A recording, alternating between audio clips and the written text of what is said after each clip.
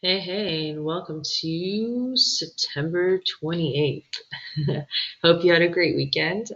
This weekend, we're going to be talking about our healthy eating habits and our physical health unit. So, here's a little slideshow on some knowledge and understanding common ground for us all. So just thinking about calories and what are empty calories versus dense calories, and thinking about what our body needs to feel refueled and to feel whole. Canada Food Guide was updated this past year, and it's a lot more straightforward. So no more sitting and listening to food pyramids. Wait, but is food pyramids related to phys ed? Okay, enough rambling. Anyway, let's talk about this. So lots of healthy vegetables. You need protein, lots of water, and of course, whole grains are always best. And I don't know if you remember from elementary school, your main categories for your macronutrients. Try saying that word, macronutrients. So you got carbs, proteins, fats, and water. And within your micronutrients category, and then try saying micronutrients, you've got your vitamins and minerals. So let's talk about the first one, carbs. So most accessible form of energy, and you require about 55 to 60 percent of your daily intake should be carbs. And 4 calories of energy is equal to 1 gram of carbs. So consider how many carbs you're having. Check out your label to be like, ooh, am I getting too much or too little for the amount of energy I need throughout my day? Carbs are broken up into 2 categories. You got complex carbs, cereals, fruits, vegetables, legumes, pasta, and then simple carbs is like anything that's like straight up artificial, quickly processed sugar. It could also occur in natural forms, but just think about it in simple carb is just one thing, sugar. Let's talk about proteins. So, proteins are super important for repairing your muscles and your tissue. They're 10 to 15% of your daily intake, and same amount of energy, 4 calories of energy for each gram of protein. So, that's good, 4-to-1 ratio. So your body breaks protein down into amino acids, and those are responsible for regulating your sleep, for reducing your anxiety, depression, and obviously producing a strong immune system. So super important to make sure that you're getting a good dose, 10 to 15% of carbs in your diet. 2 types of protein: the complete protein, so one that includes all 22 amino acids, so stuff like meat, eggs, cheese, milk, and incomplete ones like vegetable proteins, broccoli, cauliflower, cucumber, green peas. So there's a limited amount of amino acids in these, but believe it or not, dark green veggies plus cauliflower plus the inside of white cucumber. Anyway, they have protein in them, so that's great. Let's talk about healthy fats. So, vital in protecting the body and in insulating it. 25 to 30% of your daily intake should consist of healthy fats. These release energy really quickly, and you store 9 calories for each gram of fat. So, 9-to-1 ratio. Let's talk about the 2 different types of fat types. So you've got saturated fat, known as the bad fat. So meat, poultry, butter, lard, or hard margarines. These have a higher concentration of low density lipoprotein, LDL. This can lead to arteriosclerosis, which is when it builds up in your arteries and the proteins lay such a dense layer of fat that things start getting clogged up.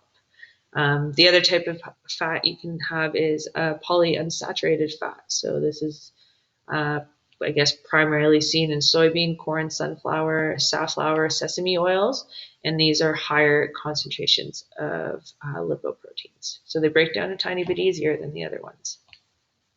Let's check out this video. So what is calorie? Nice little TED Talk by Emma Bryce. So click play and let's watch.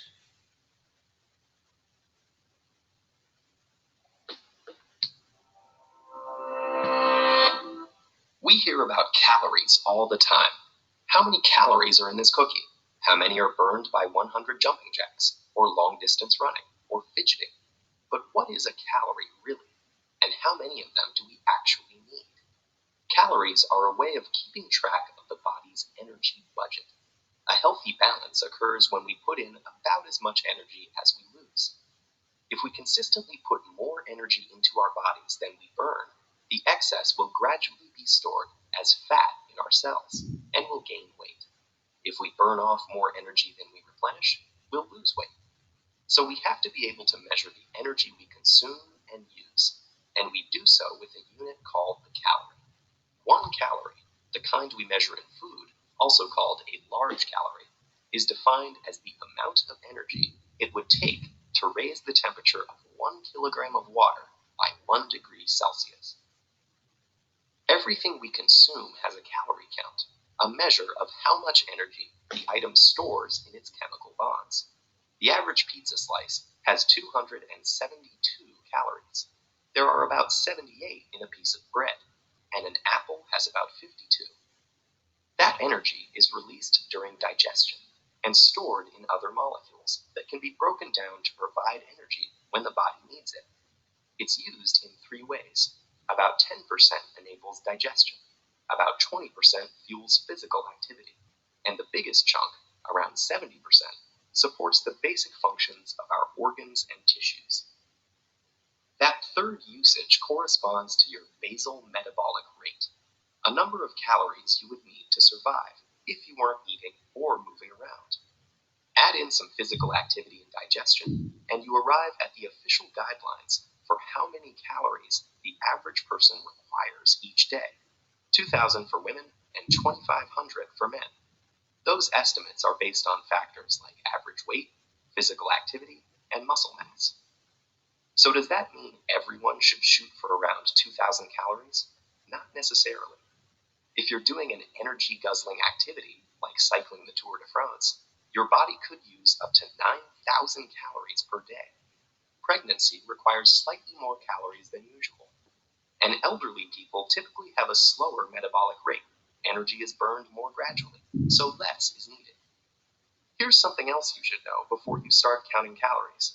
The calorie counts on nutrition labels measure how much energy the food contains, not how much energy you can actually get out of it.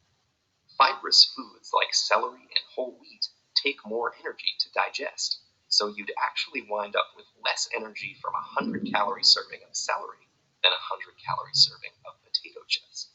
Not to mention the fact that some foods offer nutrients like protein and vitamins, while others provide far less nutritional value. Eating too many of those foods could leave you overweight and malnourished. And even with the exact same food, different people might not get the same number of calories. Variations in things like enzyme levels, gut bacteria, and even intestine length means that every individual's ability to extract energy from food is a little different. So a calorie is a useful energy measure, but to work out exactly how many of them each of us requires, we need to factor in things like exercise, food type, and our body's ability to process energy. Good luck finding all of that on a nutrition label.